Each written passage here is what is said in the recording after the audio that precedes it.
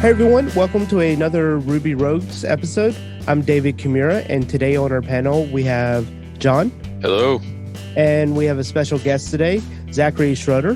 Hello. So Zachary, can you tell us a bit about yourself, who you are, why you're famous, and some of the things that you're working on? Sure.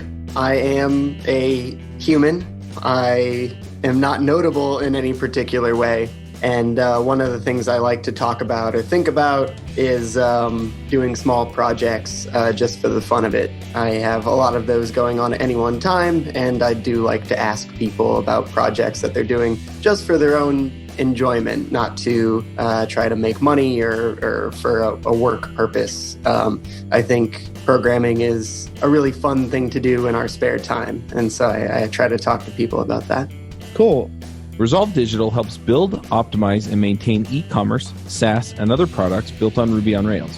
They can help build new applications from scratch, rescue projects in bad shape, provide ongoing development and maintenance for existing projects, augment your existing team with experienced Rails developers. They also specialize in Solidus and Spree commerce solutions. Go check them out at resolve.digital. Yeah, I found myself recently working on a new project just for our family. And sadly enough, it's a to-do app. So we need a interactive and synchronizable to-do app just for our grocery list. So when we go to the grocery store, we can kind of divide and conquer.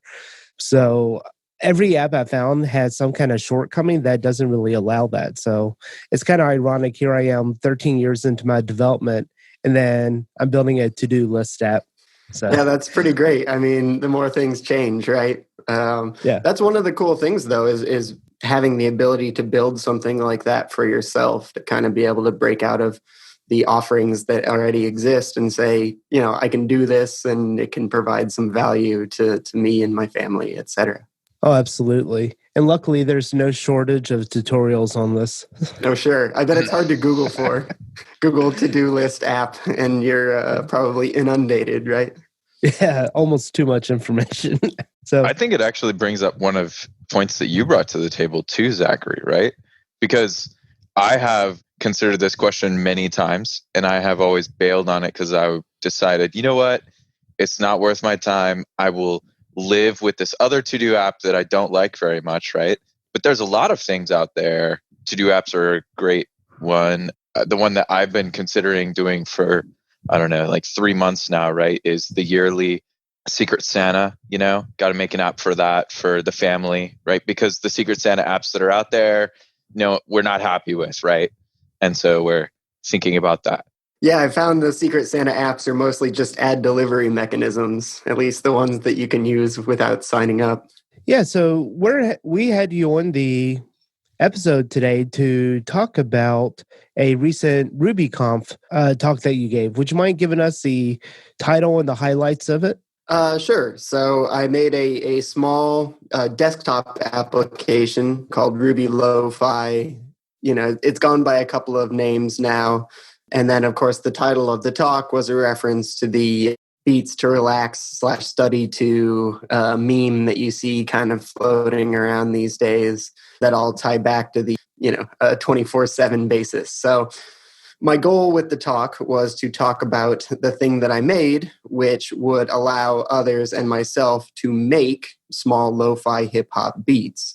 And my goal was to implement as much or hopefully all of it using just Ruby and gems and libraries that were available, and to provide the sound processing and the graphical interface that would allow you to pull in some samples and create a beat and have it loop and be able to export it as a sound file. So the talk centered around the process of making that, but then it kind of pulled back a little bit to talk about the meta of doing a project. And what I really wanted to do was stress the fact that, doing this Ruby Lo-Fi was really just for fun. And it was something that I wanted to do. And I really think that using our programming skills just to make something that's fun or that we want to make, as opposed to something we either have to make for work or something that we're hoping to, make money off of or that kind of thing. Just doing it for the sake of doing it can be a really enriching experience. And it was funny that Matt's really stressed the concept of finding joy in your programming at his keynote at RubyConf, and that really gelled well with what I was trying to say about doing projects for ourselves. Cool. So at what point do you go from having a open source or maybe even a small paid program to go into, you know what, I should just create this myself? I guess, and this can open up into another topic we can talk about later about, has everything already been done? But, when you look at the wealth of music creation apps out there, even ones that you can use completely for free, GarageBand's a big one for Mac users. Audacity, of course, is a huge open source audio editing tool. And then I know a lot of people who use, I guess it's called FL Studio now, or Fruity Loops for making beats and that kind of thing.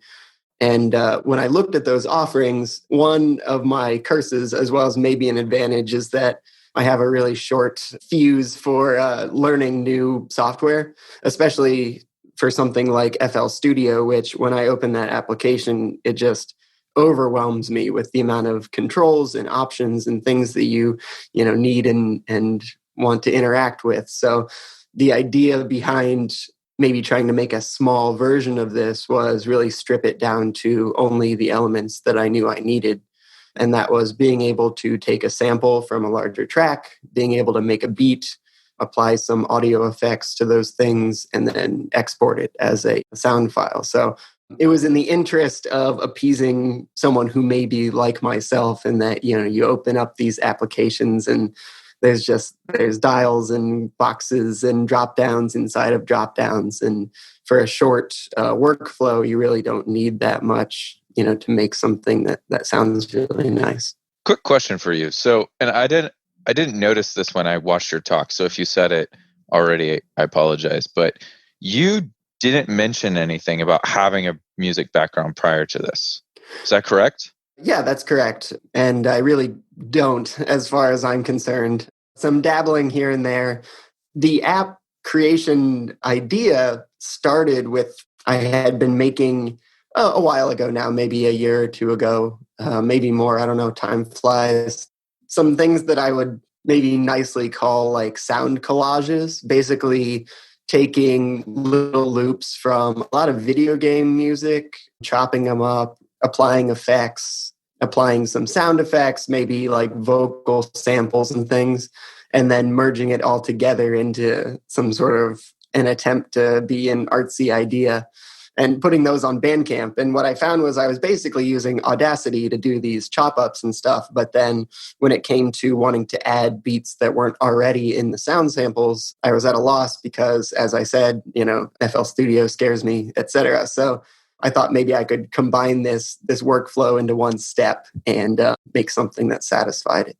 No, I think it's awesome that I think you're demonstrating, right, the power of like making something, right, to make a thing that you found completely overwhelming to be accessible, right? Like you basically took something that was like way out there, out of arm's reach, and just I watched your thing. It like takes a few seconds to do it. Yeah, and that's sort of the first swing too. I actually am experimenting now with some ideas of how to make it even more streamlined, so I can just turn this thing into a factory and crank out these little tunes. But yeah, and of course, not being able to get into large scale software is definitely like a personal thing that I could fix if I wanted to sit down, really learn. A lot of people use these complex audio tools with ease. Once you learn it, you learn it. But, it's just one of those things where I like things to be real simple. And when there's a button that does a thing that you want it to do, it makes me happy. I mean, I think that goes directly to motivation, right? So you wanted to make this because you didn't want to address your sort of like, I don't know, fear, trepidation, or whatever it is, right, of the big software. Totally get it, right? Like that's often a motivation for things. Like I absolutely get it, right? So Shiplane, right? I wrote Shiplane because I was tired and angry about, how hard it was to do DevOps work. And I was like, it should be easier. I could do it and I could make myself work at it, right? But I sort of like refused that and decided to. Anyway, the point is you're making a decision to write software to scratch your own itch. Yes, absolutely. And I think, the dual message of talking about this thing and then talking about doing a project in general is, we all have the capability to do this, especially with a language like Ruby, which is, super easy to pick up, and the concepts, do not take long to get into, even if you haven't done Ruby before. And outside of being a scripting language or being the language that powers Rails, Ruby has this vast ecosystem of gems and the work that others have done available, to do graphics and to do sound. And, you just have to do a little searching, and it can be a great language for making these purpose-built applications and little projects. So beyond your soundbite application that you created, what else are you working on to make life a bit easier or just exciting? Unfortunately, nothing to make life easier. Of course, I'm always looking for that golden egg idea. A lot of my interests lie with audio, music, but also spoken word. And for years now, I've been trying to come up with some sort of cool, I don't want to use the social word, but some sort of collaborative spoken word creation tool. And I haven't really found an idea that works to my liking yet, but the quest continues. Other things that I'm kind of working on in my spare time are more and less Ruby specific. Another Ruby project that I have yet to come back to, I really wanted to make a Ruby version of HyperCard. And I've talked about that. Actually, I talked about that at RubyConf a few years ago, because the concepts around HyperCard, which is some Mac software from the 80s and the 90s, made by a guy named Bill Atkinson and his team, but basically was like, he tends to say that it was kind of like the internet before the internet existed, because the focus of the application was to allow content to be hyperlinked between, cards, which were, I guess you could think of them as maybe like PowerPoint slides, but on steroids, and then between decks of cards. And that's a really cool concept. So I've been trying to do that, but that one's been dormant for a while. And then another thing that's piqued my interest recently is it's open source, but the creation of the public offering was spearheaded by a small group. I don't know if you've heard of this small game system called the Arduino, an Arduino processor that's a tiny little game system with a screen, a D-pad, and 2 buttons. And all the schematics and the software are all open source, so you can make your own. And I've been trying to do that. Which, in the notes, I made a point to ask if Python has MicroPython, which has led to the creation of Python-specific hardware chips being made. I wonder if we're going to get to the point where mRuby can drive the creation of a Ru board, like a Pi board, and we can, our open source hardware projects with Ruby. So yeah, that's probably where my interest is focusing right now. Besides continuing to work on Ruby Lo-Fi, is messing with this Arduino stuff. Awesome. I think that would be cool. I certainly wouldn't be upset to see more Ruby games. I didn't even know for a long time that there was. I didn't know of any examples of Ruby games for a long time until I think it came with Civilization 6, maybe. I don't know. I was always into Civilization for a long time. And there's a Sid Meier's Starships or whatever, which is like a companion game to one of the Civilizations that I bought one time off of Steam. I don't know. That game is written in mRuby. And the only reason I know it is because it blew up one day with it basically told me as much. So I was like, sweet. It's got like Ruby errors in it. But yeah, I never even heard of any until then. Yeah, and there's actually multiple libraries that can support graphics and games programming. Of course, for this particular Ruby Lo-Fi project, I used a library called Ruby 2D, and I have a couple of notes here so I don't get anything wrong. It's maintained by a small group, but it's led by a guy named Tom Black. He goes by BlackTM on GitHub. And it provides basically everything you need to make a 2D game, the loops, or the game loop, and then the ability to render shapes and text and to animate things. And it has sprite capabilities and sound and all that kind of stuff. There's another one that's been around for quite a lot longer called Gosu, Gosu. And that actually is what I'm experimenting with right now, just to continue working on Ruby Lo-Fi, because Ruby 2D is great and very simple, but I found for some reason or another, it really puts a lot of strain on the fans or on the processor of my computer, and the fans spin up really high whenever I'm running a Ruby 2D program. But using Gosu, that hasn't happened. So I'm sure it's user error and I should do some more research, but there's a possibility that Gosu is like a little closer to the metal or however you might want to say that.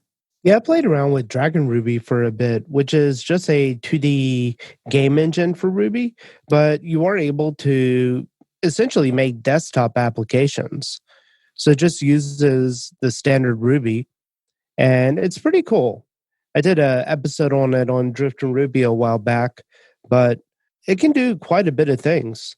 Yeah, and a lot of the concepts that you use with games programming, just the tiny little bit that I've done, translate almost directly from any other kind of environment you've been working in. And I really like the Ruby angle just because it is darn simple, especially when your loops are blocks and you just have your draw loop and you can write some simple Ruby in there. Of course, who knows about performance? I haven't ever tried to stress test anything in that way. But yeah, you said Dragon. I don't think I've heard of that one. I should definitely put that on the list to investigate, though. Yeah, it's produced by the same company who's currently managing Ruby Motion, the iOS and Android library. So it's pretty cool. Cool. Yeah, I'll have to check it out just from the purposes of being able to see as many of them as possible. But, that goes back to my point about the ecosystem is out there. I think a lot of people wouldn't even know that there was one library for doing graphics with Ruby, let alone 3 and definitely more than that. So sweet. So now that game that you always wanted to make, but you didn't make it because you were doing it Ruby, now you can do it. Exactly. Yeah. You can break out of I don't know. What do people usually use as their first intro to games programming? Snake? Like which language or which environment? Oh, I don't know. I think Unity, maybe. What is that? C#?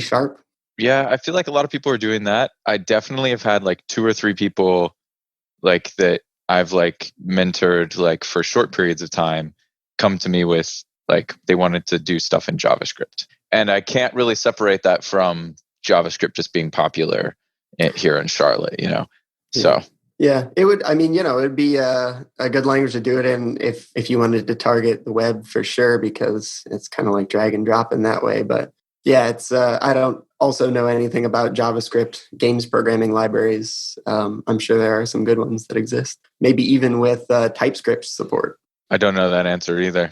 I mean, their goal was they were fairly early on. This was one of their early on ideas of things they wanted to try. Yeah. Well, here, and just as an aside, I won't distract us with it, but another thing that I would like to get into that I've dabbled a little bit with is programming on the original DMG Game Boy, doing assembly program for its modified Z80 processor. So I followed a tutorial to get a basic little 2D game going, writing the game as I would imagine people actually did, in the late 80s, early 90s. It's definitely a very different way of programming than I do for everything else in my life. So what kinds of things do you like to do? So clearly you have this successful project, but you also have projects that are not done. What would you say are the things that you like to do? Yeah, I spend a lot of my precious spare hours working on coding stuff. And usually it's on something that I already have going in the pipeline. Just on my GitHub, I have a bunch of half-finished or, quarter or 1% finished projects, and I'll just kind of jump in and work on one of them. That would be probably where most of my spare time is spent. I do like to play games once in a while, but I haven't been doing that as recently. I think after getting really frustrated with Apex Legends, I kind of hung up the gaming for a while. But I do have a Nintendo Switch, and so I'm looking forward to playing Doom Eternal on that, because I had a lot of fun playing Doom 2016 on the Switch. It fits my sort of paradigm of I'll pick it up and play for 10 minutes and then put it down again. And I found, as opposed to PC gaming, the Switch really enables that kind of behavior. It's fair. I need to break out my Wii again. I have the original Wii. So this is like before the Switch, before the Wii U. Mm-hmm. And I love playing Mario Kart on there. Yeah, we never had. My only real memories of the Wii are playing, Wii Sports at friends' houses and stuff. I do now have one in a box in the basement that I haven't dusted off in years. But yeah, Mario Kart really hit its stride with the Wii. I have the Switch version, but I think that's just a re-release of the Wii version, or possibly the Wii U version. I'm not sure. I don't know. My kid is 3, and I mean, we're hoping to stave that off for a while. Oh, sure. Yeah. If we can. That's good. Yeah. Well, I don't know. Try to, yeah. I'll report back at how successful I am. Try to encourage print and spoken word, I guess. I don't know. Is that the general philosophy there, is try to avoid introducing the screens before it's absolutely inevitable? I'm not going to pretend that we've never given him a screen, right? Shoot, half of our culture is online and in videos now, right? But we definitely spend a lot of time thinking about it. Yeah. Mm-hmm. For sure. It's a struggle. It's a struggle. And of course, I catch myself doing it, and my wife catches me doing it as well, of just pulling out the phone to check this thing or check that thing. And it definitely is not necessary to be checking the phone. So often if I feel like I can't avoid doing it, I'll just put it in a place where I am not in, and, out of sight, out of mind kind of philosophy there. Yeah, I have 3 kids, so we go through those same kind of struggles, John. And what I realized was we would grab our phone. If there was a question we just didn't know the answer to, we were just so quick to pick up our phone. And it really is a problem, because you're paving the way for your kids to see that, oh, it's okay to just grab your phone and just ignore everyone around you whenever you want. So we were at the dinner table one day, and we were talking about venomous snakes, and my daughter said, "Can a snake bite itself and die?" I'm like, I have no idea. So I started pulling out my phone, and my wife was like, "David, we don't need to know that answer right now." I'm like, "No, you're right." And so it turns out, no, they can't. They have a protein that they have evolved into that makes them impervious to their own snake bites. Whoa. Sweet. Well, just in case if you were wondering. No, that's very important. I actually have a question in regards to, you both mentioned that you have children. Do you plan on attempting to encourage a pursuit of your own interests as far as programming or tech goes? Absolutely.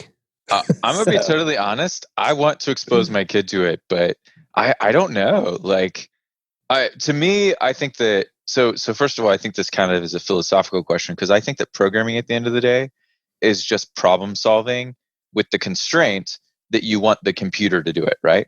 Mm-hmm. So to me, the valuable thing in programming in general is the problem solving aspect. So of course I want my kid to learn that for sure, right? Yeah. But if he chooses to not be a professional programmer, I definitely am not going to be upset in any way. And then, of course, you always have to wonder if you do want to encourage that and then it backfires, and, because your parents tell you something is cool, and I don't want to speak for all kids, but I know that there can be a tendency to want to go in the opposite direction then.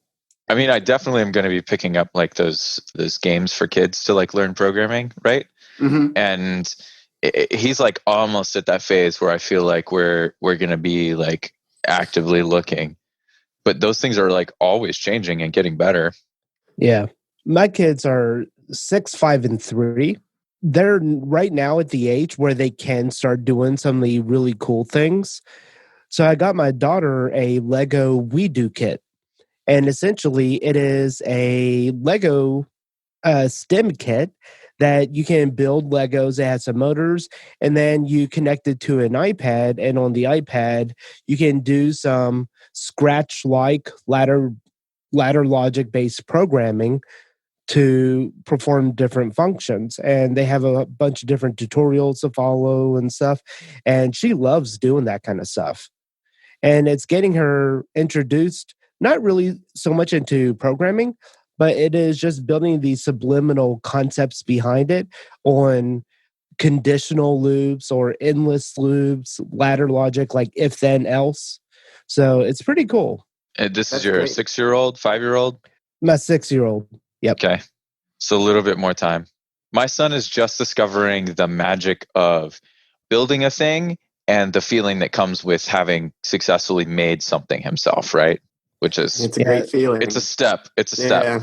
See, my son, kinda, he's a 5-year-old. yeah. He skipped that phase entirely and then went straight to finding the joy of destroying other people's things. Well, he has an older sister to make them for him, to be fair. As a Ruby developer, you've probably used Redis for queuing and caching, but if you're like me, you've never completely understood it. You just followed the tutorial to set it up and then hoped it'd stay up. Now that I'm building my own services for other people, I realize that you and I often don't have the desire or time to run an ops or DevOps team, or do it yourself. Plus, since you're not a Redis expert, you're not exactly sure how to know what it's doing. That's why I love Redis Green. No setup. It runs on any AWS region I want, so I can run it near me. And the tooling is amazing. I have to tell you about this feature, actually. It actually maps the memory you're using and tells you where all the memory is allocated. So this makes it really easy to see what's going on in your Redis setup. It also runs on AWS, so it scales easily and can alert you when it hits certain thresholds in performance or capacity. Sorry for going all fanboy on you, but I love this tool. Here's the thing. If you don't want to do ops or are already on Heroku or something, then use Redis Green for the rest. It's simple, yet powerful. Check them out at redisgreen.net. So we could probably discuss the magic of children discovering these concepts for forever, because let's be fair, it's awesome. But okay, so it seems like there's some interest in games here and stuff, but you didn't necessarily, and this is kind of getting back to kind of what your presentation as well, because one of the things that you noted was you're like, look, maybe you don't have a cool idea, maybe you get an idea from elsewhere. It kind of seems like you're interested in lo-fi, but that isn't the thing that you kind of described that you're the most interested in. It's just, I don't know, you scratched an itch or whatever. I didn't know if you wanted to talk more about like finding a project. Is that the way that you do it? You're just like, I had an itch and that's what I work on. Yeah, and that is one thing that I've thought a lot about is, where do our good ideas come from? And even now I just used that loaded term of good. I think there's been a lot of things that I thought, oh, that would be cool if I worked on that. But then, internally in my own mind shot it down because it wasn't quote unquote like a good idea, or even further, it's an idea that, someone has already done or something like that. But, I think we all kind of walk around every day, programmers, non-programmers, and just think about things that we wish would exist, or, I wonder if that exists, or I wonder if, and programming is a really neat and cost-effective way to get into the realm of actually trying to do something about an idea that you have, doing a little bit with hardware and definitely still a novice in that regard. There's a lot of upfront investment you have to make, components, and you make mistakes, and that means that you burn up components and you have to get new ones. Programming is, for a relatively insignificant upfront investment on just a machine that can run Ruby or Python or something like that. You can build and destroy, coming back to, the child thing again. You can build something up and tear it down as many times as you want. And, it's a very cost-effective way of experimenting and indulging one's creativity. I imagine that as programmers, people come to you for IT help, and then you have to explain why those are two different fields of study. But, people have good ideas, and people have ideas that, have never occurred to me or you. Or one of the things that I mentioned in the talk is, if you want to make a little project, but you can't seem to find an idea that feels right or whatever, just ask some people, because like I said, we all every day, I wonder if this exists, or, I wonder if a snake can bite itself. Well, that is more of a Google question, but if you want to get into games programming and someone mentions that snakes themselves, maybe there's something to explore there. Maybe you create Snake V2, where the goal is to try to bite yourself, but for whatever reason, you can't. All right. Imagine it. Imagine the snake getting longer and longer, but every time you tried to intersect yourself, it would like bend out of the way. And you had to do some particular set of inputs in order to trick your body into not dodging out of the way of your bike. I feel like there's definitely some game designer questions here. That's a free idea. Anyone get out there and make the game could be called Bite Myself or something. I also can't come up with good titles. Bite me. Oh, good. Very good. Okay. But it sounds, I guess one of the things that I thought was interesting was it kind of sounded like your main interest. You didn't jump after your main interest or whatever, sort of, for making something. It was something sort of that you were interested in, sure, but less so. I just thought it was interesting. Tangential, yeah. And I have no, you hear kind of the phrase, and it can be good and bad, and however you feel about it, but jack of all trades, master of none, or something. I have a very short attention span, even in my own project work. So, when I find something that holds my interest enough to bring a project to version 0.1, like Ruby Lo-Fi, that's great. That's a win for me, because normally I'll be working on that, and not seven, maybe two other things will be like, well, I started doing this, but maybe I want to do this, or it led me to Google this, and then I realized that this exists, and I'm going to try that. So yeah, I have a lot of shallow interests, but I'm always envious of people also who have one very deep interest and are able to dive down into the depths of a topic. Did you have any things on your mind, Dave? I've asked a bunch of questions in a row. No, I've been enjoying the conversation. So that's fair. Is there anything else? I have a question for you guys. Yeah. Do you think that it would be possible, or we'd be able to get people involved do you know about the Grateful Dead and how there was this whole circle of people around the country and around the world who would mail each other bootlegs and recordings of the Grateful Dead over snail mail, either on cassette tape or that kind of thing?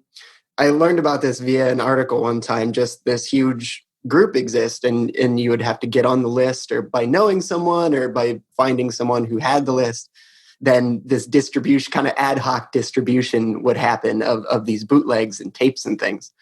And I was wondering if it'd be possible to make something like that, but that's centered around programming, much in the way that you might send off for, if you're a Commodore 64 user in the 80s or 90s, that you would send off for some cassette tapes with programs on them. I was just thinking it'd be really cool if we could get have people mailing programs and via snail mail around the country via some sort of distribution list. Does that sound like a crazy idea, or is that something that would, I don't know. I think people like getting physical objects in the mail, and we could somehow, it wouldn't necessarily have to be on a tape, maybe on a USB, maybe on some sort of nice framed poster. I don't know. So we're mailing the program themselves, not the hardware. Yeah, it's still up in the air. It could be either at this point, but I'm just really tickled by the idea of having this list. At one point, actually, for those sound collages I was talking about, I wanted to make a website that was literally just send me your address and I'll mail you a tape full of junk. And sort of like that, but maybe we could build up, and then as this storage medium, USB or something, got sent around, people would add some sort of program or group of files that they like to it, and then copy it and send it on, and sort of through the mail build up some sort of weird repository of Ruby programs and Ruby poems and stuff like that. And if somebody said, can you ask people? Yeah, I like this virus that I'm just going to add to this USB drive. That's well, it could be sandboxed, a Ruby program. Someone on the distribution list would, one, have to trust everyone enough to put their name to it, but two, I don't know, has anyone ever written a virus that gets to you through executing Ruby? I guess maybe if you just run shell commands for a minute. I was thinking if you put it on a USB drive and somebody put it in there. Oh yeah. All right, so USB's out. We're doing tape only. So everybody get your cassette tapes out. Yeah. And that guy, he ruined all of our fun. My thought was a USB killer. If If you've never seen one of those, it's basically a USB drive that has a built-in high voltage capacitor that gets charged up, and it'll fry whatever device you plug it into. Oh my God. Ah, All right, this idea will take some more thinking. USB is obviously not the way to go. I'll keep working on it. yes, yes. Hey, Clearly QR that's in codes. the problem. Okay. I mean, I think there's a lot of interesting and cool ideas out there. I definitely would agree with you, right? Like, in my mind, it's sort of the plethora of people trying things, like trying to create this, USB mailing list and discovering that not everyone is on the same page. People do that all the time with things, and then that's sort of how we kind of filter out the bad ideas / people learn from that and make the idea better, in some cases. So yeah, and we have access now to GitHub and other things like that allow you to put something out there and have people iterate on it just because they want to. I'll be honest, after my talk, and I came off the stage and talking to a few people who had already checked out the GitHub, and then within a couple hours, someone had already made a pull request.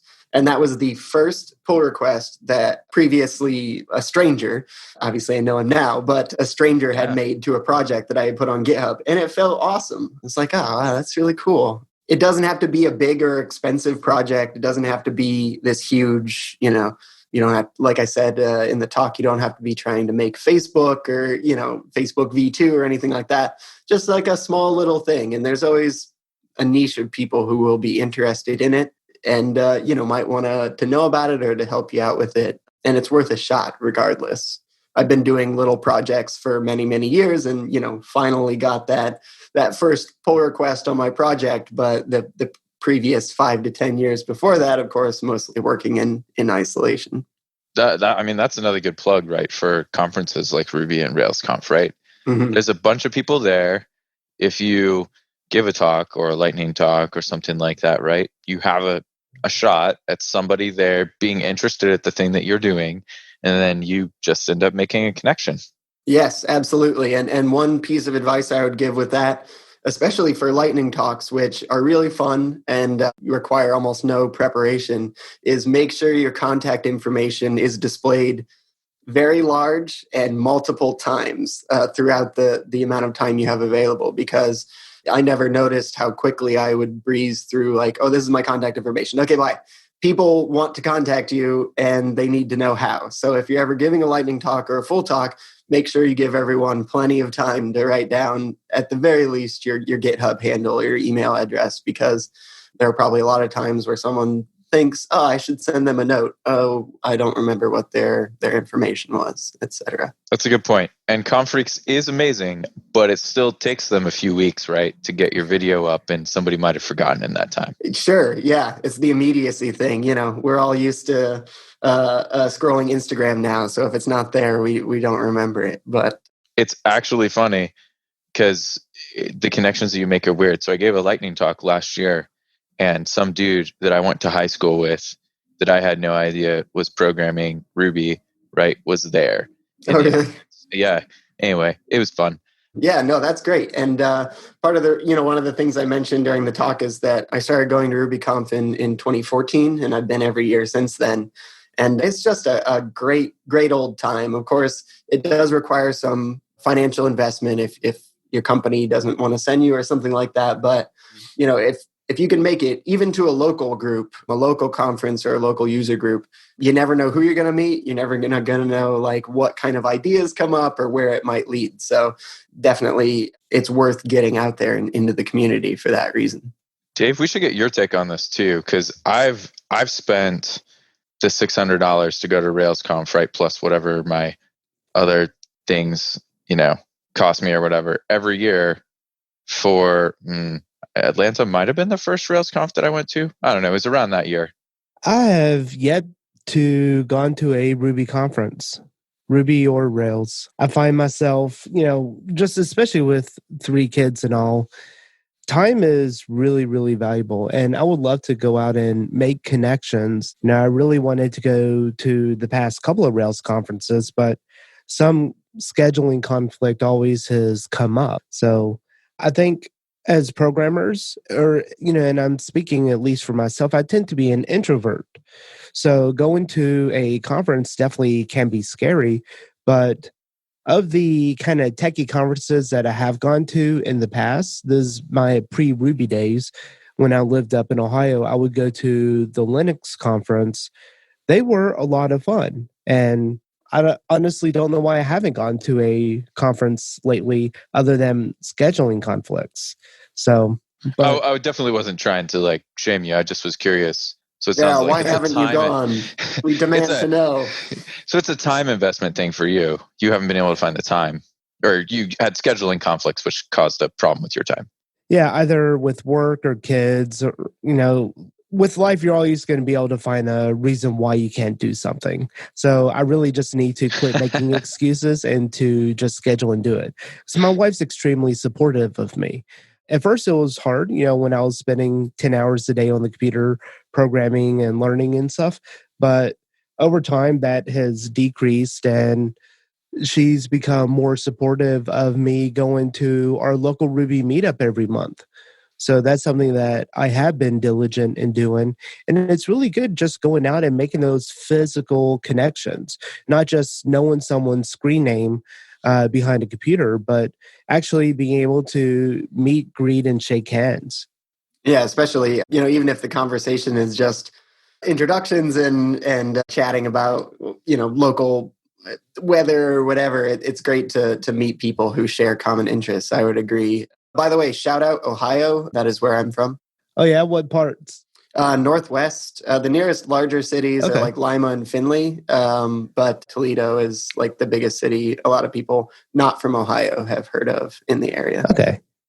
I spent some time up in Sandusky, going to Cedar Point. So yeah. I know that's like one of the few times I've been up that way, but I was at Ohio State University in Columbus. Oh, hey, me too. So I had a last thing that I really wanted to ask you about, Zachary, and that was you kind of had placed a question in our notes, has everything worth doing already been done? And I kind of want to talk about it, I guess. Sure. Yeah. It really kind of confuses me when I try to think about the world of specifically programming and computing.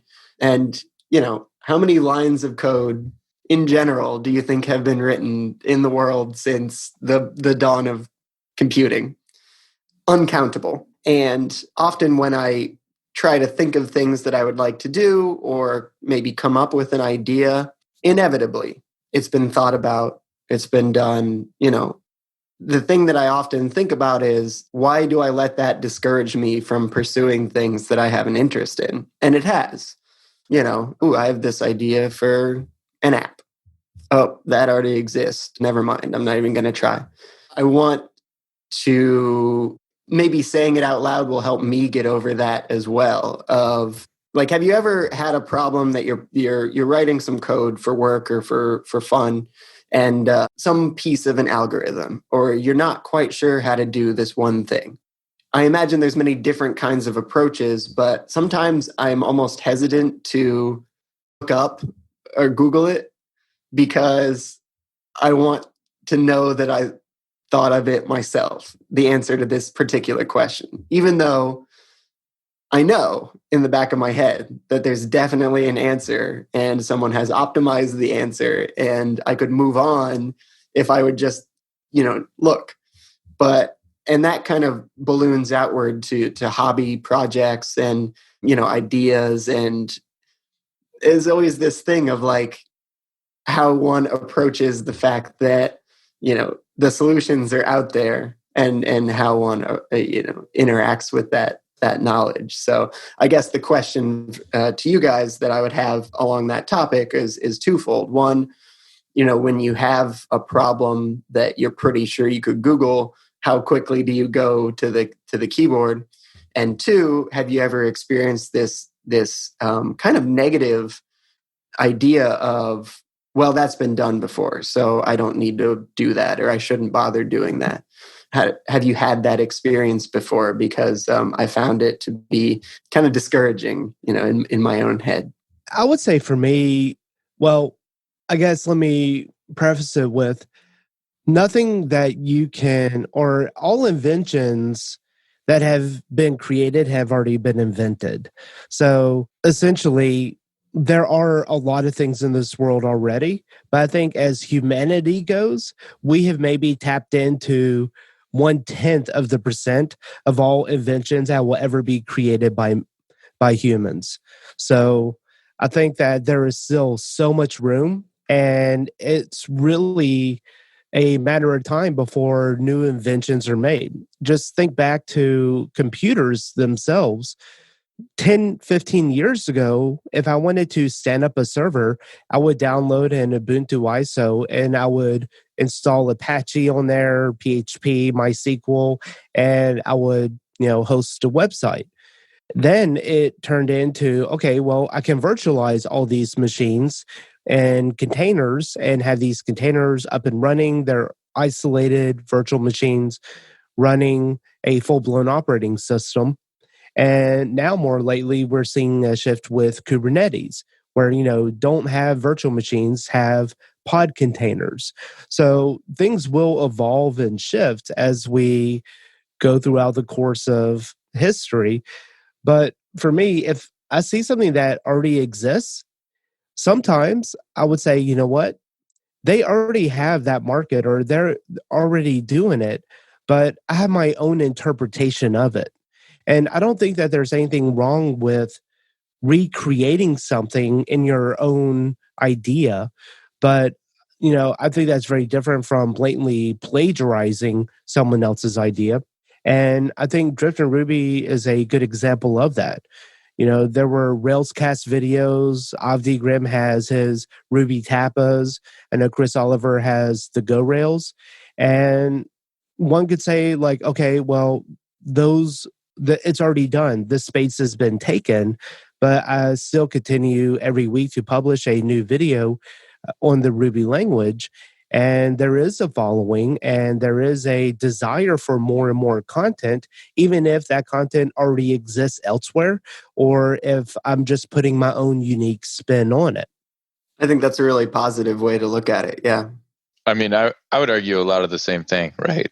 I'm totally the dude that comes after you, Zachary, that's like, seriously, you rolled authorization again, right? Instead of using devise, right? And because you did, like, and then I'm upset because I'm like, oh, you totally have this insecure, problem, right? Because you rolled it and didn't have the expertise, right? Like, not beating up on you in particular. I just mean, I feel like when you default to rolling your own, you sometimes wade into waters that are too deep for you, right? At the same time, like, I think there's a perfectly fair counter to that, which is like, I tend to, okay, so I have a new problem. The first thing that I do is I go, okay, let me see if there's a gem out there for that, right? And I go look and I try and decide, do I think that this gem is a quality gem that I'm going to like to use? Do I feel like it's going to bring value to my project? But the truth is, like, I'm reaching for a gem first, right? So I'm looking for other people's work first before I build it myself. And I don't know, maybe my gem files are bigger or something, but I think that that's like a constant sort of thing that we're all trying to balance, right? Like, which things should I pick for that? Which things should I grab somebody else's stuff for? And I don't know, got to make a decision.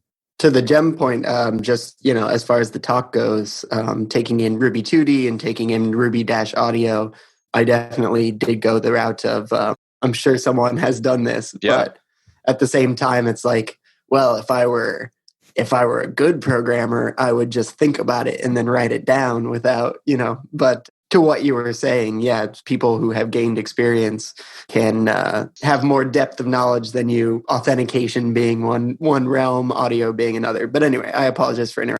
No, you're fine. And I definitely didn't say it clearly. Let me try like one more time.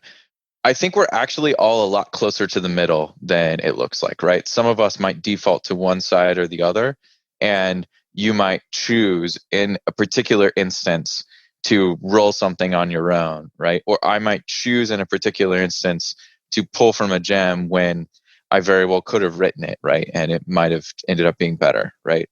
But I think for the most part, we all kind of stick closer to that middle than we do to the extremes, if that makes sense. We typically pull from both directions. Sure, absolutely. Do you ever feel that? Oh, the second part of my question was how quickly do you guys how long do you give yourself when you're thinking about a problem that you have not yet solved before you go to Google? I'm gonna be totally honest. If it's an error message, I'm probably going to Google first, right? And then those few seconds that I'm switching windows and typing in really is the amount of time that I'm giving myself, right, to kind of rack my brains to see if I like know the path to figure out the error, right? And I might abandon during my Google searching, but typically I'm not giving myself a lot of time because most error messages in Ruby are pretty fast to look up. So it's for like, I don't know, a time risk scenario, right? Like I'm trying to risk as little time as possible. That's just how I've done it. Yeah, and I come from my earlier days of programming when there was no internet and you just had to bang your head against the keyboard until you figured it out. And so usually I will trip over myself for a little bit before I go to Google, but that's just my historic, the way I learned. But seeing how once I've thought through the issue to try to figure out, okay, what could the issue be and try to solve it myself, if I'm still stuck, then I think Google is a resource that we should use. I know you're not saying don't use it, but just how quick do I turn to? So usually once I've exhausted my own knowledge set, then I'll turn to Google. Oh, yeah, definitely. Me too. Yeah. And really, it's an open ended question that I'm just a little curious about. Definitely don't think there's one good way to write programs. And however anyone's style works, that's totally fine as far as that goes. I'm definitely a quick Googler myself, or Stack Overflow searcher, I guess, which doesn't roll off the tongue quite as well. But I have found in situations where I have really sat and forced myself to think from first principles to where I'm at now, what might be going wrong or what am I missing? They can provide really good learning opportunities as long as the time is available. So to add on to that, right, as a quick Googler, I think that having a gut sense of where things are coming from and understanding what you think is going on, for one, helps you in your Google searching to narrow down things, right? But number two, because I go to Google first, I actually remember the times when Google ran out of knowledge, right? When I'm basically 4 or 5, Stack Overflow things later, and I'm like, it seems like maybe somebody's encountered this before, but they didn't use the same language or whatever it is. I can't find it. And so then I'm reverting back to my own knowledge. And sometimes that means that I'm going back and trying to dig up more information and then going back to Google. But oftentimes it means that I'm going back and digging through till I find my own answer. And I think there's something to say about the danger of just resorting to Google really fast, because we can run into situations where we don't quite fully even understand the problem well enough. We just see an error message, but we don't actually understand what could be even potentially causing it. So I think just searching for on Google right away without even trying to fully grasp what the problem is, it's almost like having the cheat sheet on an exam, and without really trying to rack your brain on what the correct answer is, you're almost robbing yourself of some learned experience. I agree. Yeah. And one example of this that I experienced recently was, and it wasn't an error message, it was just trying to think algorithmically, just doing a little 2D games programming and trying to imagine myself how downward gravity velocity would work, and trying to program it in without going to Google and typing, gravity formula for games programming or something like that. I think I eventually went to Google because I was missing something as far as, meters per second or something like that. But it was a great display of this particular problem of like, I just need to sit and think about this and, use what I know already, maybe look up just from a science book, like the formula for gravity and acceleration and that kind of thing. But I think eventually, in the interest of moving on, but that can lead, and I know I don't want to keep talking for too long, although I'm still talking right now, is, stuff like that I wanted to get this gravity working for this character in this game because I had so much other stuff that I actually wanted to be thinking about, like, the what kind of attacks this little character had or the enemies and that kind of thing. And I think that translates to like other kinds of programming too. Let's say a Rails app, you're getting this one particular active record error. And it's like, I should sit down and think about this and figure it out because it will increase my knowledge. But really, it's blocking me from doing these things that I know I actually need to be doing or I want to be doing and that kind of thing. But it's a perennial question. I mean, I'm sure we could talk about it for a long time.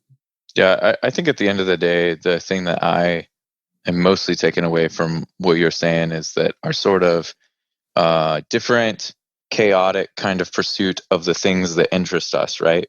Yes. Absolutely. That's like just healthy. Yeah. And it gives you interesting things. Well, interesting is subjective. It gives you a lot to talk about at a party or on a podcast. There's a lot of interesting things here. I definitely agree with that. One final thing I think about a lot is how far up there's a term for it, but I imagine like a big triangle of at the bottom, there's electrons and basic circuitry, and then it builds all the way up to an iPhone. And I've seen people talk about how like when you're using your iPhone, you are so far separated, or rather people programming their Commodore 64 were so much closer to the hardware than we are. We feel we can feel almost like alienated from the machine because we sit so high up on this huge technology stack. It's the same thing I feel with using like Heroku, for example. I deployed some code, but I'm so far removed from the actual act of, managing these things that I'm on a whole nother planet. I think about that a lot. Oh, man. I think that's a whole discussion in and of itself. Oh, yeah.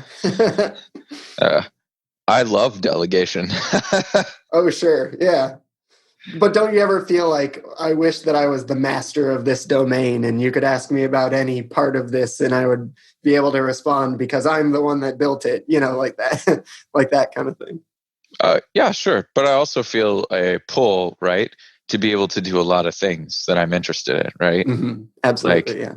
I mean, time often, right, is the resource that I have the least amount of. And so for me, I feel pulls in multiple directions and I know that I can't do everything. So it's hard to master multiple domains. Let's be fair. You really only get a handful of things that you can maybe theoretically master, and everything else is just going to have some level less than mastery. Sure, absolutely, yeah. And mastery takes as long as you have available, I guess. You're never really done becoming an expert at something. Yeah, and there's always going to be a give and take. If you want to be a master of two things, well, something else has to give.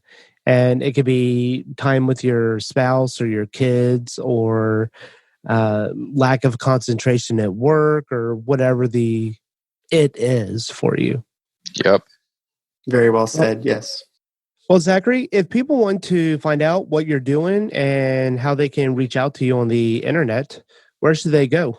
Well, I don't really do social media in any way, mostly because of a conscious decision. But I do have a GitHub where Ruby Lo-Fi and all of my other little partially done projects are. My GitHub handle is pretty easy to remember. It's Robo Bluebird. Imagine a bluebird that is a robot. So it's a Robo Bluebird. That's where all of my code experiments live. Awesome. One of my favorite communities in programming these days is the Angular community. Every time I go to an Angular conference or meet up with some of my friends who are in the Angular community, I have a great time. And a lot of them have wound up on Adventures in Angular. So if you're doing front-end development, you're looking for a way to keep current on the Angular ecosystem, and you want to have a good time listening to fun people talk about great topics related to Angular, then go check out Adventures in Angular at adventuresinangular.com. Well, I'd say let's move on to picks if we don't have anything else. John, do you want to start us off? I can do so. All right. So my first pick for this week, if I can get this pulled up, is going to be probably my last scotch. I was digging through my cabinet and I was like, well, I can't just like recommend every scotch in my cabinet because I don't like every scotch in my cabinet. But so this is my last on my list. This is like like my third favorite scotch in my cabinet. It's pretty awesome. So it's called Lagavulin. It's a 16-year. It's known for being probably like the most exceptionally peaty scotch that like I'm sure there's more, but it's specifically known for being super peaty. So this is kind of the taste that scotch is known for. It's a super strong smoky taste. If you like the taste of like the fire pit, smoke in your mouth, that's what this tastes like, kind of. But it's pretty awesome. It's not a harsh drinker. It's just good. It's probably not what you go to bed with, but it goes really well with like food and things like that. So it's one of my favorite ones. So got that. And then I also did not realize, I don't know why I didn't realize how important having a good chair was. Good office chair. And I'd had my office chair for about 15 years and it was a hand-me-down before that. And I just replaced it because I got a bruise on my rear end from the old chair. And yeah, it has definitely changed my posture and all these things. So I guess my pick is technically get a freaking new chair when your chair is 15 years old. But yeah, I'll paste a link to my chair too. It's kind of cool. That's cool. I guess I'll have to pick my chair as well because it's been one that I've been using for almost a year now, and I have really enjoyed it. So I'll pick that as well. So I'll jump in with my picks. So my first pick would be my chair that I'm using. It's a gaming chair, but it's one where I found that it has really good lumbar support. And it's called the Noble Epic. So it's from Noble Chairs. And it's a really, really nice one.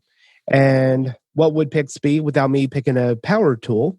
So this power tool is a DeWalt trim router. I've been building if you follow me on Twitter, you'll see that I've been building an arcade cabinet for the kids. And I just finished that up recently. And the DeWalt trim router was definitely an important tool for that job. And Zachary, do you have any picks for us? Can it be a concept? Sure. Riding a bike. I've been continuing to try to ride my bike to work with some bus support this winter. And it hasn't been necessarily the most enjoyable thing, but I feel like it's some little task that I can struggle against every day. So riding a bike. And then, I'm sorry, I'm a little ignorant of this pick process. I don't have any products to talk about. Can I talk about music for a second? Yeah. Do you guys know the band The Thermals? Thermals? I do not. I'm not familiar with them either. Are they awesome? They actually have disbanded now, but for many years they really great punk rock band. Their songs are really, really hit the spot of like you could jam to them, but they also try to explore some concepts in their music. And I was all morning this morning I was listening to they did a bunch of live shows for that AEXP radio station.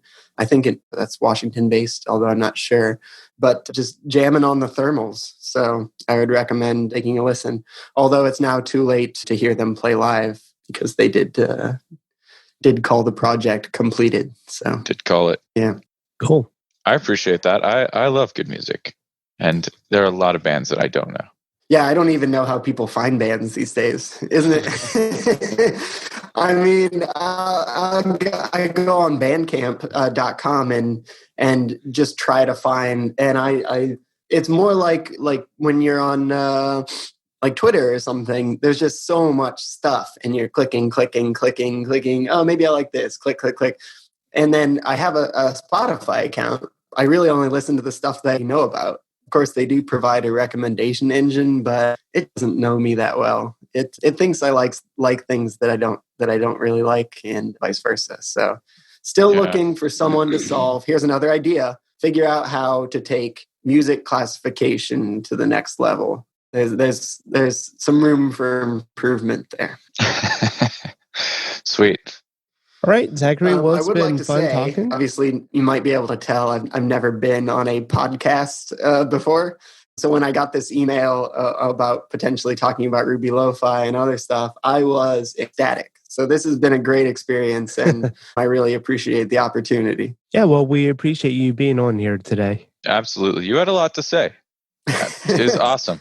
Yeah, well, I'm trapped in my own brain, so I try to get out some of what I can when I can. Thanks for sharing today. All right, thanks guys so much. All right, I'll talk to you later. All Take right, care. bye-bye. All right, bye. Bandwidth for this segment is provided by CacheFly, the world's fastest CDN. Deliver your content fast with CacheFly. Visit CACHEFLY.com to learn more.